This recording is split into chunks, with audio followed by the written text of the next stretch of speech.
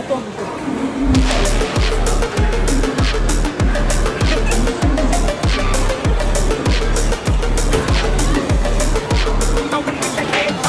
O ano ka na?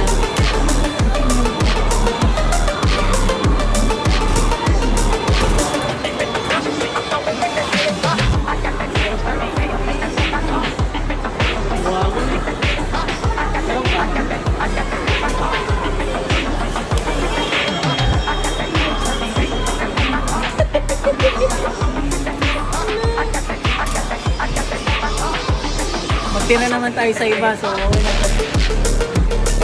Ano gawin natin